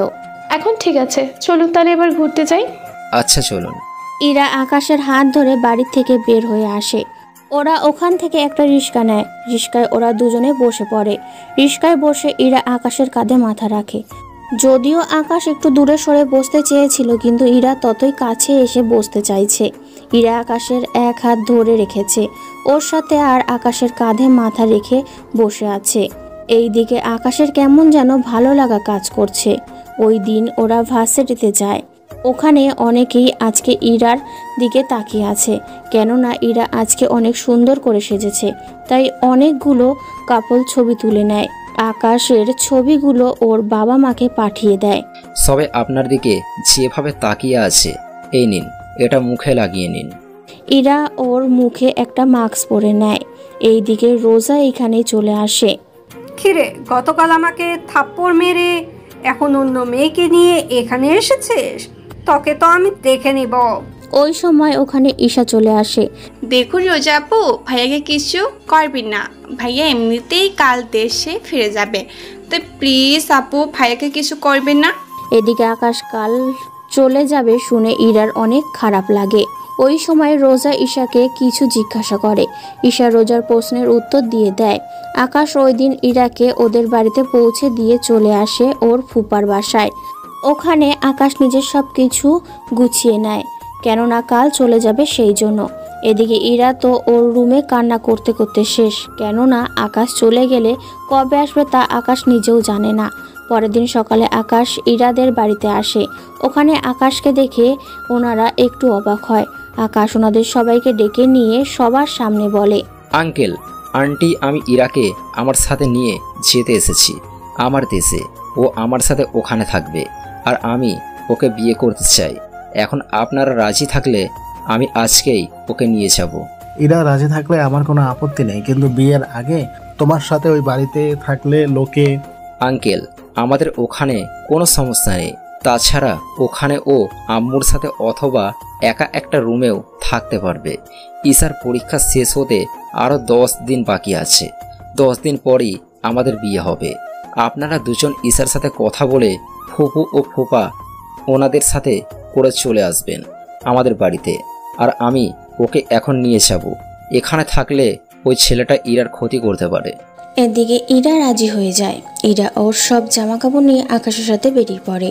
ওদের বিদায় জানানোর জন্য বাড়ির সবাই এয়ারপোর্টে চলে এসেছে। ইরা ওর বাবা মাকে ধরে কান্না করছিল। দেরি হয়ে যাওয়াতে আকাশ ইরাকে নিয়ে ভেতরে ঢোকে। ভেতরে গিয়ে সব কিছু ঠিক করে ওনারা প্লেনে গিয়ে বসে। প্লেনে ওরা অনেক গল্প করতে থাকে। সব কিছু শেষ হতে হতেই ওরা চলে আসে আমেরিকায়। ওখানে এয়ারপোর্টে 5টা গাড়ি এসেছে আকাশদের নিয়ে যাওয়ার জন্য। আকাশ, এতগুলো গাড়ি কেন? বারে, গাড়ি না থাকলে যাব কি করে? তাই বলে এতগুলো গাড়ি? এতগুলো গাড়ি শুধু তোমার জন্য? তাই কোনো কথা না বলে ওরা গাড়িতে উঠে যায়। গাড়ি চলতে থাকে। ইরা আকাশকে জড়িয়ে ধরে ওর কাঁধে মাথা রাখে। এইভাবে ইরা ঘুমিয়ে যায়। কিছুক্ষণের মধ্যেই 1 ঘন্টা পর ওরা একটা রেস্টুরেন্টের সামনে এসে নামে। ইরার ঘুম ভাঙায় আকাশ। আমরা কি চলে এসেছি? না। তাহলে এখানে এসে থামলে যে? এখান থেকে কিছু খেয়ে তারপর আবার রওনা দিব, আর 2 ঘন্টা লাগবে যেতে। তাই ভাবলাম কিছু খেয়ে যাই। তার উপর সন্ধে হয়ে গিয়েছে, তাই এখন চলো ভিতরে যাই। একটা কথা বলবো? কি কথা বলো? আমি এভাবে ভেতরে গিয়ে খেতে পারবো না, তাই খাবার যদি এখানে নিয়ে আসতে। ও, এই ব্যাপার? চিন্তা করো না, আমি ওদের বলে দিচ্ছি, ওরা আমাদের জন্য খাবার নিয়ে আসবে। তুমি এখানে কেন খাবে? তুমি ভেতরে গিয়ে খেয়ে আমার জন্য খাবার নিয়ে আসো। তুমি যখন ভিতরে খাবে না তখন আমি আর গিয়ে কি করব? তাই কোনো কথা না। ওদের খাবার আনতে বললে ওনারা প্রয়োজনীয় সব কিছু নিয়ে আসে গাড়িতেই। গাড়িতে ওরা দুজন খেতে থাকে। আকাশ ইরাকে খাইয়ে দিচ্ছে আর ইরা আকাশকে। ওরা দুজনকে খাওয়ানোর শেষ হলো। আচ্ছা, তোমার বাবা মা কি আমাকে পছন্দ করবে? ওনারা পছন্দ করেছে বলেই তো তোমাকে নিয়ে যাচ্ছি বাসায়। কি? ওনারা কখন দেখলো আমাকে? আমি ছবি দিয়েছিলাম যেদিন আমি তোমাদের বাড়িতে যাই ওই দিন। এরপর তো আমরা ঘুরতে গিয়েছি, তখন যে ছবিগুলো তুলেছি ওইগুলো। এরপর বাবা মা তোমাকে অনেক পছন্দ করেছে। আমি তো ভেবেছি আমি এখানে এসে ঈশার পরীক্ষার পর গিয়ে তোমাকে নিয়ে আসব, কিন্তু তাতে আর হলো না। তাই ভাবলাম তুমি রাজি হলে আজকেই নিয়ে আসব। প্ল্যানিং তাহলে আগে থেকে করে রেখেছো? রাত 8টায় ওরা বাড়িতে ঢোকে। আকাশদের বাড়ির চারদিকে বিভিন্ন রঙের লাইট জ্বলছে, দেখতে জাস্ট অসাধারণ। আকাশের আম্মু উনি দরজা খুলে নিজের ছেলের হবু বউকে ঘরে তুলে নেয়। ইরা আকাশের মাকে জড়িয়ে ধরে ভেতরে চলে যায়। আসতে কোনো অসুবিধা হয়নি তো? না আন্টি, কোনো অসুবিধা হয়নি। আকাশ, তাহলে বৌমা কি একা শোবে? না, তোর মায়ের সাথে শোবে। আঙ্কেল, আমি আন্টির সাথেই ঘুমাবো। তাহলে আমি কোথায় ঘুমাবো? কেন আঙ্কেল, বাড়িতে কি আর কোনো রুম নেই? ইরা, এই বাড়িতে মোট 15টা রুম আছে। আব্বু তো আম্মুকে ছাড়া ঘুমায় না, তাই। তাহলে আমি বরং একাই শোবো এই কয়দিন। ঠিক আছে, এখন তোমার রুমটা দেখিয়ে দিচ্ছি। তুমি ফ্রেশ হয়ে রেস্ট নাও, সকালে কথা হবে। তাই হবে। আকাশ ইরাকে নিয়ে রুমে চলে যায়। ইরাকে একটা রুম দেখিয়ে দেয়। ইরা রুমে গিয়ে ফ্রেশ হয়ে ঘুমিয়ে পড়ে। এইদিকে আকাশ রুমে এসে ভাবতে থাকে। কখনো ভাবিনি বাংলাদেশে গিয়ে কোনো মেয়েকে ভালো লেগে যাবে। যাও, একজনকে পেলাম, অনেক কিউট একটা মেয়েকে পেলাম। সত্যি অনেক ভালো মেয়েটা। এখন শুধু বিয়েটা হলেই আর কিচ্ছু লাগবে না। পরের দিন সকালবেলা বাংলাদেশের মধ্যে ভার্সিটিতে রোজা যায়। ওখানে রোজা ঈশাকে দেখতে পায়, তাই ওর কাছে যায়। হে ঈশা, এদিকে আয় তো। জি আপু বলে। তোর ভাইয়া কই? কেন, ভাইয়াকে দিয়ে কি করবেন? কোথায় আছে তা বল। ভাইয়া ওনার বাড়িতে চলে গেছে। বাড়িতে গিয়েছে মানে? বাংলাদেশের কোন জেলায় ওর বাড়ি? ভাইয়া বাংলাদেশের বাইরে থাকে। ডিটেলসে বল। এরপর ঈশা রোজাকে ডিটেলসে সব কিছু বলে দেয়। ঈশা সব কিছু বলে ওখান থেকে চলে যায়। এইদিকে রোজা বাড়িতে এসে জানায় ওই আমেরিকায় যাবে। ওর কথায় ওর আব্বু রাজি হয়ে গেল। এদিকে সকাল 11টায় ইরা ফ্রেশ হয়ে বারান্দার বাইরে যায়। ওখানে গিয়ে তো ইরা পুরোই অবাক, কেননা এখান থেকে পুরো সমুদ্র দেখা যায়। তার উপর সবুজ শ্যামল পরিবেশ, যা ইরার থেকে অনেক ভালো লাগে। ইরা নিচে নেমে আরও বেশি অবাক হয়, কেননা ইরা বাড়িটাতে যতটা ছোট মনে করেছিল বাড়িটা ওর থেকেও 5 গুণ বড়। ইরা নিচে নেমে আসে, ওখানে দেখে আকাশের আম্মু বসে আছে, তাই ইরা আকাশের আম্মুর কাছে যায়। আন্টি একটা বলার ছিল। কি কথা ইরা? আকাশ কোথায়? তাছাড়া আমার অনেক ক্ষুধাও লেগেছে। আকাশ সকালে কথায় যেন বেরিয়ে গেল, বলেছে দুপুর 2টা-3টার মধ্যে আসবে, এরপর আমাকে নিয়ে ঘুরতে যাবে। এখন চলো তোমাকে খেতে দিই। ইরা ডাইনিং রুমে যায়। ওখানে খাওয়া শেষ করে আকাশের আম্মুকে বলে, আন্টি আমি বাড়িতে কল করব, কিন্তু কিভাবে কল দিব বুঝতেছি না। তার উপর গল্প করার মতো কেউ নেই, বাড়িটা একটু ঘুরে দেখতাম। আগে তোমার বাবা মায়ের সাথে কথা বলো, তারপর এই বাড়িটা আমি তোমাকে ঘুরে দেখাবো। ঠিক আছে আন্টি। বারবার আন্টি না বলে আম্মু বলে ডাকবে। এখন তুমি কথা বলো। আকাশের আম্মু ওখান থেকে চলে আসে। এইদিকে ইরা ওর বাবা মায়ের সাথে কথা বলতে থাকে। কথা বলা শেষ হলে আকাশের আম্মু পুরো বাড়িটা ইরাকে ঘুরে ঘুরে দেখায়। সবগুলো রুম চেক করা শেষ, শুধু একটা রুম বাকি আছে। আম্মু এই রুমটা কার? এই রুমে আকাশ থাকে, ও ফিরলে তখন রুমটা দেখে নিও। আচ্ছা, আমি তাহলে আমার রুমে ঢুকে টিভি দেখি। এইদিকে আকাশ ওর আস্তানায় চলে আসে। ওই দিকের কোনো খবর পেলে? বস, একটা গোপন খবর পেয়েছি। কি খবর? বস, মিস্টার কিবরিয়ার মেয়ের আমাদের দেশে আবারও ফিরে আসবে, তবে কিবরিয়া আসবে না। কিন্তু কিবরিয়ার মেয়েকে আমরা চিনব কি করে? বস, ওটাই একমাত্র বড় সমস্যা। আচ্ছা, তোমরা খবর লাগাও, আমি এখন বাসায় যাচ্ছি। অন্যান্য দিকটা সাবধানে সামলে। ঠিক আছে বস। আকাশ ওখান থেকে চলে আসে। দুপুরের দিকে আকাশ বাড়িতে এসে ফ্রেশ হয়ে ইরার কাছে যায়। ইরা, তুমি রেডি হয়ে নাও, আমরা কিছুক্ষণ পর বের হব। হ্যাঁ, এই ড্রেসটা পরবে। ঠিক আছে, পরবো। আকাশ ওর রুমে গিয়ে অপেক্ষা করতে থাকে। কিছুক্ষণ পর ইরা রেডি হয়ে আকাশের রুমে এলো। ইরাকে দেখতে অনেক সুন্দর লাগছিল, এক কথায় অসাধারণ। আকাশ তো চোখ ফেরাতেই পারছে না। কি দেখো অমন করে? তোমাকে ছাড়া অন্য কাউকে দেখছি না। আমাকে কি আগে কখনো দেখোনি? দেখেছি, কিন্তু এইভাবে দেখিনি। রুমে আসো, তোমাকে রুমের ভিতরটা দেখাই। ইরা রুমের ভেতরে গেলে আকাশ ইরাকে রুমের ভেতরে ওই বারান্দা সহ দেখাতে থাকে। ওয়াও, অনেক সুন্দর। এখন চলো ঘুরতে যাই। আকাশ ইরাকে নিয়ে বেরিয়ে পড়ে। অন্যদিকে রোজা এয়ারপোর্টে চলে আসে এবং আমেরিকা আসার জন্য টিকিট কেটে নেয়। টিকিট কেটে প্লেনে উঠে বসে। কয়েক ঘন্টা পর আমেরিকায় এসে পৌঁছায়। এদিকে আকাশ ইরাকে নিয়ে পুরো বিকেল ঘুরে দেখাতে থাকে। রাতের বেলা ওরা ডিনার করে বাসায় আসে। ইরা, তুমি গিয়ে ঘুমাও, আমি একটু বাহির হব। কি বলছো? রাত 11টা আর তুমি এখন বের হবে? হ্যাঁ, একটু যেতে হবে। তুমি চিন্তা করো না, রাত 2টার আগে ফিরে আসবো। ঠিক আছে, তবে সাবধানে যাবে কিন্তু। ঠিক আছে, সাবধানেই যাব। আকাশ বের হয়ে ওর আস্তানায় চলে আসে। ওখানে এসে আসিফকে প্রশ্ন করে, আসিফ, তোমাকে যা বলেছি মনে আছে তো? জি স্যার, মনে আছে। আমাদের লোক ওকে ফলো করেছে, ও কোথায় থাকে তা জেনে গেছি। তাহলে চলো মেয়েটার কাছে যাই, ওকে এখানে উঠিয়ে নিয়ে আসি। বস, আপনি নিজে কি ওখানে যাবেন? হ্যাঁ, যাব তো, কারণ ওই মেয়েটার সাথে যদি আরো অনেক লোক থাকে তাহলে তো বুঝতেই পারছো। তাহলে চলেন বস। আকাশ ওদের নিয়ে রওনা দেয় হোটেলের দিকে। ওখানে একের লোক এরা তারা শোনে। এই মেয়েটার সব ডিটেলস বলে দেয়। ওরা ওই রুমের সামনে চলে আসে। দরজা খুলে ভেতরে ঢুকতেই আকাশ রোজাকে দেখতে পায়।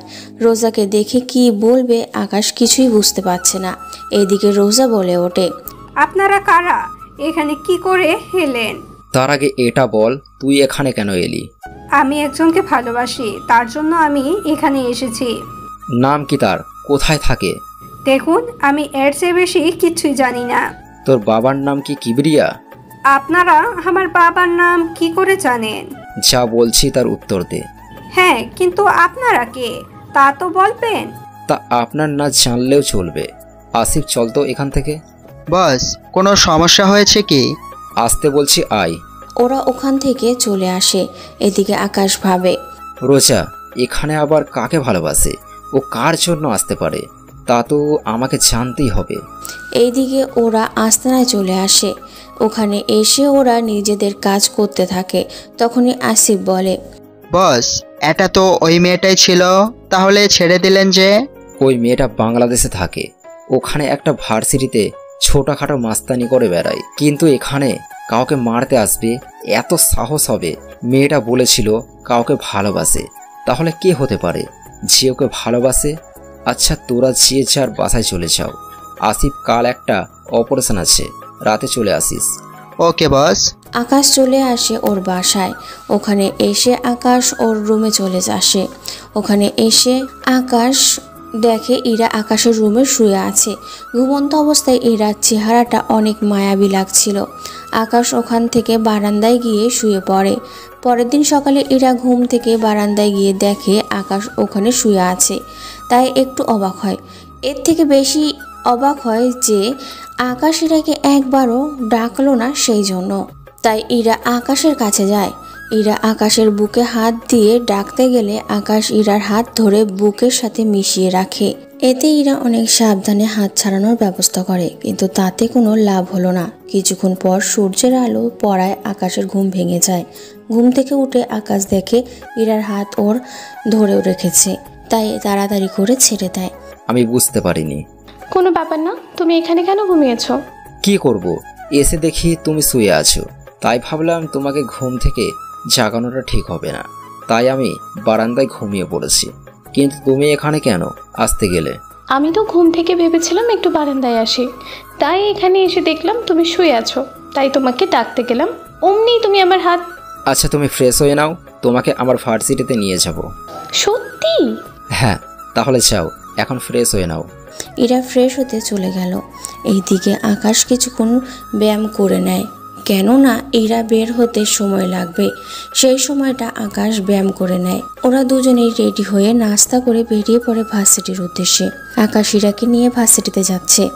ওখানে গিয়ে আকাশ রোজাকে দেখতে পায়। তার সাথে ওই ভার্সিটির সবাই আকাশকে চিনে, তাই অনেকেই মারামারি বন্ধ করে দাঁড়িয়ে আছে। আচ্ছা, এই মেয়েটাকে খুব চেনা চেনা লাগছে, মনে হচ্ছে এর আগেও কোথাও যেন দেখেছি। আমার থেকেও তাই মনে হচ্ছে। আরে, এ তো রোজা, যে মেয়েটা তোমাকে ভার্সিটিতে মেরেছে।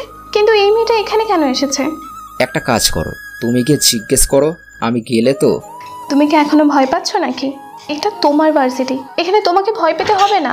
ঠিক আছে, আমি তোমার সাথে যাব, কিন্তু তুমি ওর সাথে কথা বলবে, ঠিক আছে? ঠিক আছে। এইদিকে আকাশ ইরাকে নিয়ে রোজার সামনে যায়। রোজা আকাশের সাথে ইরাকে দেখে কিছুটা চমকে ওঠে। এ কি, ইরা তুমি এখানে, তাও আকাশের সাথে কি করে? আমি আকাশকে ভালোবাসি আর আকাশও আমাকে ভালোবাসে, তাই আমি ওর সাথে এসেছি। কিছুদিন পর আমরা বিয়ে করব। কিন্তু রোজা, তুমি এখানে কেন এলে? আমিও একজনকে ভালোবেসে এখানে এসেছি, কিন্তু এখন তো দেখছি। কে সেই ছেলে? সে হচ্ছে আকাশ। রোজার মুখে আকাশের নামটা শুনে ওরা দুজনেই অবাক হয়।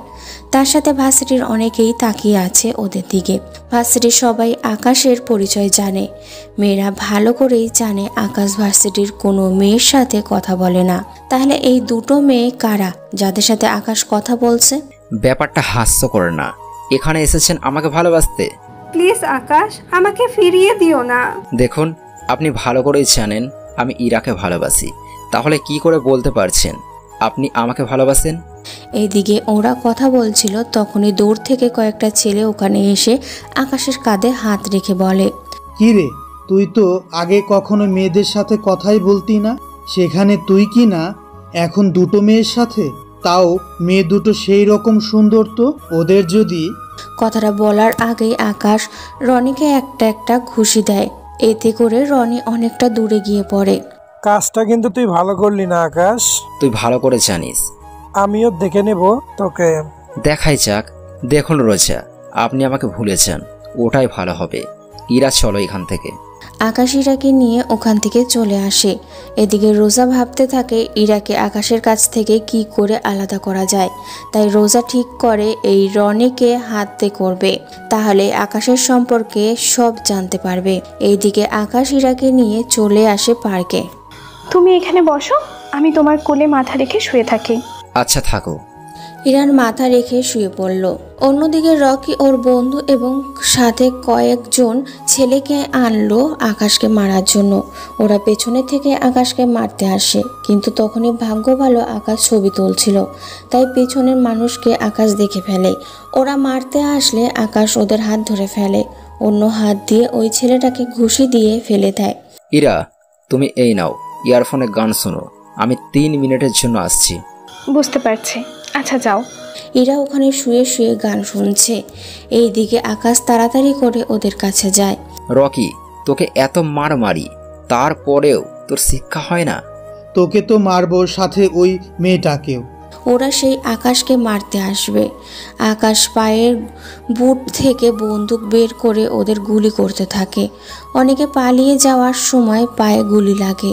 আকাশ রকিকে অনেক বুঝিয়ে ওখান থেকে পাঠিয়ে দেয়, কেননা আকাশ এখানে কোনো গণ্ডগোল চায় না।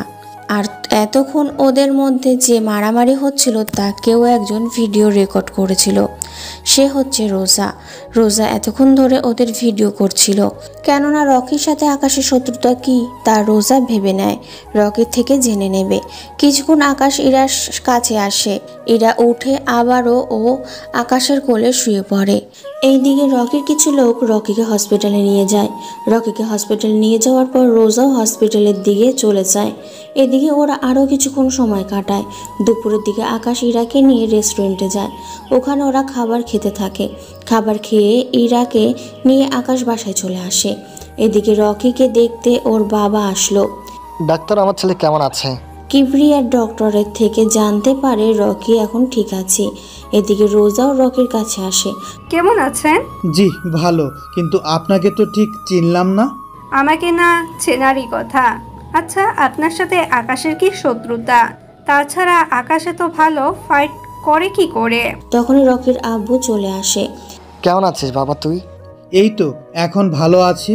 তাই মেয়েটি কে? জানি না আব্বু, এই মেয়েটি আকাশের সম্পর্কে জানতে এসেছে। তুমি আকাশের কি হও? আমি ওর কেউ হই না। আপনারা আকাশের সম্পর্কে যতটুকু জানেন প্লিজ আমাকে বলেন। আকাশের আব্বু দেশের ধনীদের তালিকায় 3 নম্বরে আছে, আর আকাশ উনির একমাত্র ছেলে। আকাশ একটু মারামারি বেশি করে, ওর চোখের সামনে অন্যায় দেখলে এমনটা করে, যার কারণে আমার ছেলের সাথে ওর প্রতিনিয়ত মারামারি লেগেই থাকে। আমার যতটুকু জানার ছিল আমি জেনে গেছি। এবার তাহলে উঠি। রোজা ওখান থেকে চলে যায়।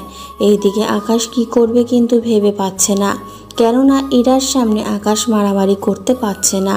কেননা ইরা জানে আকাশ অনেক ভদ্র, কিন্তু মুখোশের আড়ালে আকাশ যে অনেক ভয়ঙ্কর তা যদি ইরা জানতে পারে তখন কি হবে, এটাই আকাশ ভাবছে। ওই দিন রাতের বেলা আকাশ বের হয়ে আসে ওই জঙ্গলের আস্তানা দিয়ে, কিন্তু ওখানে এসে আকাশ ওর সব লোকদের রেডি হতে বলে। আসিফ, সবগুলো লোক কি রেডি হয়েছে? হ্যাঁ বস, সবাই রেডি। এখন শুধুমাত্র আপনি হুকুম দিলে আমরা বেরিয়ে পড়ব। তবে কোথায় যাবেন আর কি পরিমাণের অস্ত্র নিতে হবে তা বলে দেন, তাহলে ভালো হবে। পর্যাপ্ত পরিমাণে সবকিছু নিয়ে নাও। তাই হবে বস। ওরা সব কিছু রেডি করে বেরিয়ে পড়ে গাড়ি নিয়ে কিছু দূর যাওয়ার পর আকাশ ওদের সবাইকে থামতে বলে। এবার তোমরা সবাই আলাদা আলাদা ভালো যাবে। মনে হচ্ছে আমরা চারদিক থেকে ওদের ঘিরে ফেলবো, এরপর আমরা ওদের আক্রমণ করব। তাই হবে বস। ওরা সবাই চারপাশ থেকে ওই জায়গাটা ঘিরে দাঁড়ায়। ওরা একে একে যেই ওই বাসা থেকে বের হতে যায় অমনি আকাশের লোক ওদের মেরে ফেলছে। এইভাবে অনেকগুলো লোককে ওরা মেরে ফেলেছে, কিন্তু আশ্চর্য কথা হলো মাত্র 5-6 লোক এই ঘরে ছিল। এটা জেনে আকাশের আশ্চর্য হয়, কেননা আকাশের জানা মতে এখানে অনেক লোক থাকার কথা এবং এখানে আজকে নারী পাচার করার কথায় কিবরিয়া হলো রকির বাবা, যিনি রাজনীতির সাথে জড়িত, আবার মাফিয়া গ্রুপের সাথেও জড়িত। আকাশ ও লোকজন নিয়ে ভেতরে যায়, কিন্তু ওখানে কোনো লোক নেই। আর এই তোমরা ভালো করে আশেপাশে খুঁজে দেখো, কোনো গুপ্ত দরজা তো অবশ্যই পাবে। ঠিক আছে বস। ওরা সবাই মিলে গুপ্ত দরজা খুঁজতে থাকে। অনেকক্ষণ পর ওরা গুপ্ত দরজা খুঁজে পেল। ওই দরজা দিয়ে ভেতরে ঢুকতে থাকে। ওখানে গিয়ে ওরা একটা ম্যানহলের মতো জায়গায় গিয়ে পৌঁছায়। তোমরা 3-4 জন করে এক একজন এক এক টানেলের ভিতর দিয়ে যাও। যদি ওদের দেখতে পাও তাহলে ফিরে এসে সবাই ঠিক এই জায়গায় আসবে। এরপর আমরা সবাই মিলে ওখানে যাব, তবে নিজ থেকে কিছু করতে চেও না। ওরা সবাই খুঁজতে থাকে। কিছু দূর গিয়ে ওরা একটা মুখ দেখতে পায়, তাই ওরা মুখের দিকে যেতে থাকে। ওখানে গিয়ে ওরা কয়েকটা ট্রাক দেখতে পায়, তাই ওই লোকগুলোর পিছিয়ে এসে ওই জায়গায় আসে। ওরা ওখানে এসে বাকি লোকদের দেখতে পায়, তাই ওরা সাবধানে ভেতরে ঢুকে যায়। ওখানে গিয়ে ওরা বুঝতে পারে ওরা একটা পাহাড়ের ভেতরে রয়েছে, কেননা পাহাড়ের বাইরে এখন রয়েছে ওই ট্রাকগুলো। বস, এখন কি করব? গুলি চালাও, তবে মেয়েগুলোর গায়ে যেন না লাগে। তাই ওরা গুলি চালাতে বলে ওর লোকেদের। অন্ধকারে আকাশের লোক ভালো দেখতে পাচ্ছিল না, কারণ পাহাড়ের বাইরে গাড়িগুলো কাছে আলো ছিল। টানেলের ভেতরে থাকা লাইটগুলোর তার ওরা কেটে দেয়, এতে করে ভেতরটা অন্ধকার। আকাশ ওর লোকেদের নিয়ে আস্তে আস্তে ভেতরের দিকে শুয়ে শুয়ে সামনে এগোচ্ছে। অনেকটা পথ ওরা যেতে যেতে অনেক লোককে মেরে ফেলে। তাহলে ওদের যেহেতু মারা শেষ, তাহলে গাড়ির দরজা খুলে দাও। ওরা দরজা খুলে ভেতরে অনেক মেয়েদের দেখতে পায়, তাই ওদের সবাই বের করে নেয়। ওরা অনেক ভয়ে ছিল। এদিকে ওদের নিয়ে আকাশ পুলিশ স্টেশনের সামনে নামিয়ে দিয়ে আকাশ চলে যায়। এদিকে মেয়েগুলো ভেতরে গিয়ে ওদের ঠিকানা দিয়ে দেয়, এতে করে সকাল হলে ওদের বাড়িতে পৌঁছানোর ব্যবস্থা করবে। এদের সব ব্যবস্থা করে আকাশ বাসায় চলে আসে। আজকেও ইরা আকাশের রুমে শুয়ে আছে, তাই আকাশও বারান্দায় গিয়ে শুয়ে পড়ে। সকালে আকাশ উঠে ফ্রেশ হয়ে নেয়। এদিকে আকাশ দেখে ইরা এখনও ঘুমাচ্ছে, কারণ তখন সকাল 7টা বাজে। তাই ইরাকে না জাগিয়ে আকাশ বের হয়ে আসে। আম্মু, আমাকে নাস্তা দাও। কিরে, তুই আজকে এত তাড়াতাড়ি উঠে গেলি কেন? ঘুম আসছিল না, এখন খেতে দাও। ইরাকে আসার সময় নিয়ে আসছি। এখন মাত্র 7টা বাজে, তুমি আমাকে খেতে দাও। আমি একটু বাইরে যাব, ও আস্তে আস্তে আমি ফিরে আসব। আকাশ নাস্তা করে বেরিয়ে পড়ে। আকাশে পথে যেতে যেতে রোজাকে দেখতে পায়, কেন রোজা আগের থেকেই ওখানে ছিল। তাই আকাশ গাড়ি থামিয়ে রোজার কাছে যায়। রোজা, আপনি এখানে কেন? আর পথ আটকিয়ে কেন দাঁড়িয়ে আছেন? তার আগে এটা বল, ইরা সব সময় একজন ভদ্র ছেলেকে বিয়ে করতে চেয়েছিল, কিন্তু এখানে এসে জানতে পারলাম তুই মোটেও ভদ্র না, সারাক্ষণ মারামারি করিস। যদি এই কথা ইরা জানতে পারে তাহলে কি হবে ভেবে দেখেছিস? যা হওয়ার পরে হবে, কিন্তু ইরাকে জানিয়ে তোর কি লাভ? লাভ তো আমারই হবে, কারণ ইরা তোর জীবন থেকে চলে গেলে আমি তোর জীবনে এন্ট্রি নিব। তোর সাহস তো কম না? তোকে তো আমি দেখ, আমার সময় যাচ্ছে, তাই আমার সামনে থেকে সর। যেখানে যাওয়ার যেতে পারিস। আমি পার্কের ভিতরে মারামারি করার সময়ে ভিডিও করে নিয়েছি। এই ভিডিওটা যদি ইরা দেখে তাহলে? সেই সুযোগ তুই কখনো পাবি না, তাই এখন রাস্তা থেকে সরে দাঁড়া। আকাশের চোখের দিকে তাকিয়ে রোজা ভয় পেয়ে যায়, তাই ওখান থেকে সরে যেতেই আকাশ গাড়ি নিয়ে চলে আসে। 1 ঘন্টা পর আকাশ ফিরে আসে বাড়িতে এসে ইরার মাথার পাশে একটা প্যাকেট রেখে যায়। ইরা ঘুম থেকে উঠে প্যাকেটটা দেখতে পায়, তাই প্যাকেটটা নিয়ে ওয়াশরুমের ভেতরে চলে যায়। ওখানে ইরা প্যাকেটের মধ্যে শাড়ি দেখতে পায়, তাই ওই শাড়িটা পরে নিচে নেমে আসে একেবারে তৈরি হয়ে। ইরা নিচে নেমে আসতেছে আর আকাশ ইরার দিকে তাকিয়ে আছে, কেননা ইরাকে দেখে মনে হচ্ছে আসমান থেকে পরি নেমে এসেছে, কেননা এতটা সুন্দর লাগছিল যে বলার বাইরে। কি দেখছো অমন করে? তোমাকে দেখছি, অনেক সুন্দর লাগছে তোমাকে। আগে কি দেখতে খারাপ লেগেছে নাকি? না, কিন্তু আজকে অনেক বেশি সুন্দর লাগছে তোমাকে। তাহলে চলো নাস্তা করে বেরিয়ে পড়ি, আজকে যাব সমুদ্র দেখতে। সত্যি? তাহলে চলো চলো। নাস্তা তো করে যাবে? পরে করবো, আগে চলো। ওরা বেরিয়ে পড়ে সমুদ্র দেখার জন্য। ওরা ওখানে অনেকটা সময় কাটায়, দুজনে পাশাপাশি হাঁটে, বসে থাকে, একসাথে খাবার খাওয়া। ওরা দুজনে ওখানে অনেক মজা করে। মাঝে মাঝে ইরা আকাশের কোলে ওঠার জন্য বায়না করে, তাই আকাশও ইরাকে কোলে নিয়ে বালুর উপর দিয়ে হাঁটে।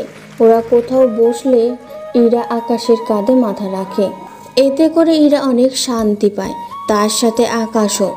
ওরা ওখানে একসাথে গোসলও করে, কেননা আসার সময় আকাশের বাড়তি পোশাক নিয়ে এসেছে, কেননা পানিতে ওরা গোসল করবে সেই জন্য। ইরা ও আকাশ দুজনেই পোশাক চেঞ্জ করে পানিতে নামে। ওরা দুজনেই একজন আরেকজনের কাছে এসে জড়িয়ে ধরে পানিতে পড়ে যায়। এইভাবে ওরা সময় কাটায়। ওদের সময় কাটানো শেষ হয়ে গেল, দুজনে ড্রেস চেঞ্জ করে নেয়। ওরা গাড়িতে উঠে বাড়ির দিকে রওনা দেয়। বাড়িতে এসে আকাশ ও ইরা দেখে আকাশের ফুপু, ফুপা ও ঈশা বসে আছে, ইরার বাবা মাও। ইরা ওর বাবা মাকে দেখে দৌড়ে গিয়ে জড়িয়ে ধরে। এইদিকে ঈশা এসে আকাশকে ধরে। কোথায় গিয়েছিলি তোরা?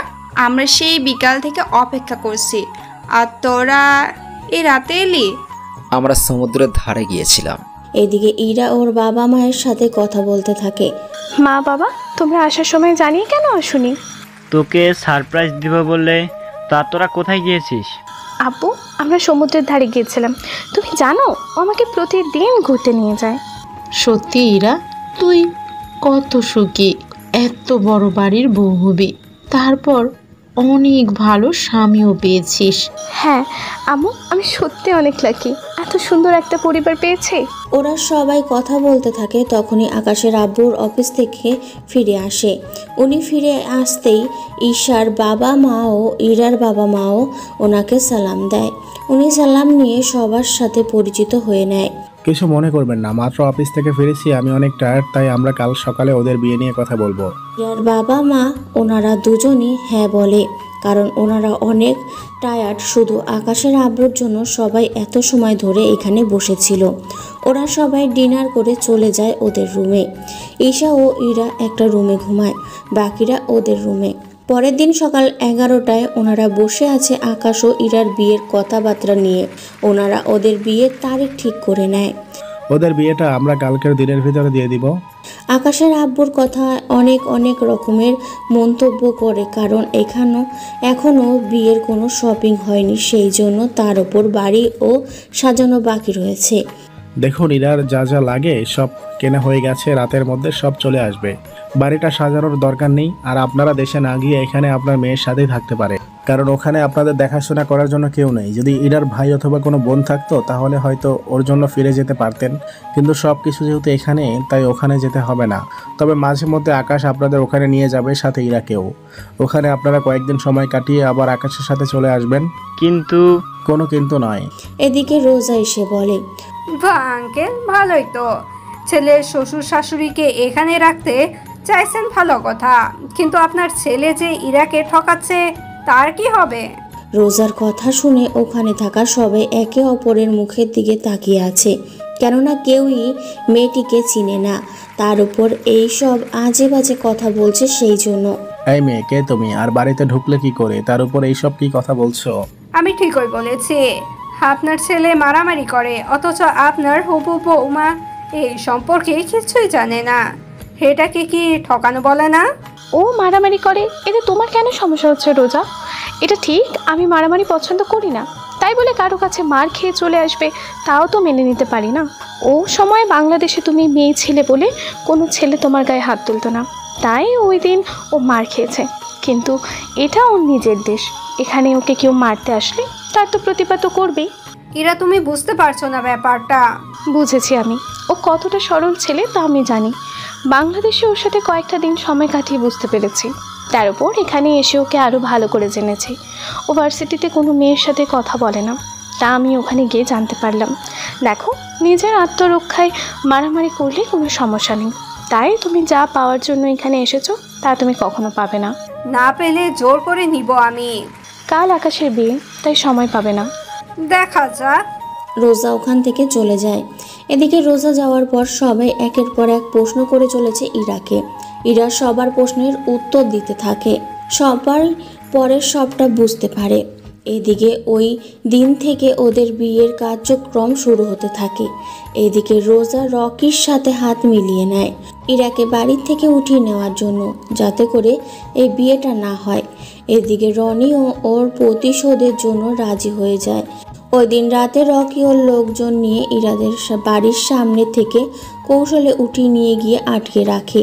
এদিকে ইরা তো বুঝতে পারছে না কেন ওকে এখানে আনা হলো। ইরাকে একটা গোডাউনে এনে রাখা হলো। তার উপর রকির বাবার তো লোকজন আছেই, কেননা রকির বাবাও মাফিয়া হওয়ায় অনেক লোক আছে, এতে করে সুবিধা হয়েছে। এদিকে রোজা ইরার মোবাইল দিয়ে আকাশকে কল দেয়। কেমন আছো আকাশ? এই কি ইরা, তোমার কণ্ঠ এমন দেখাচ্ছে কেন? কারণ আমি রোজা, সেজন্য। মানে ইরার ফোন তোমার কাছে কেন? তার মানে তুই ইরাকে... একদম ঠিকই ধরেছিস, আমি ইরাকে কিডন্যাপ করেছি। ওদের একটা শর্তে ছেড়ে দিব, যদি তুই আমাকে বিয়ে করিস তাহলে। তা কখনোই সম্ভব না। তাহলে যে ইরাকে হারাতে হবে? আমি রাজি, তবে ইরাকেও ওখানে উপস্থিত থাকতে হবে। তাহলে তো আরো ইন্টারেস্টিং হবে।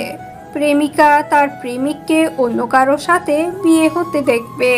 হেই নে, একটা জায়গা নোট কর, এখানে চলে আসবে। এদিকে আকাশের জায়গার নামটা চেনা চেনা লাগছে, কেননা এই জায়গায় কিবরিয়ার আস্তানা।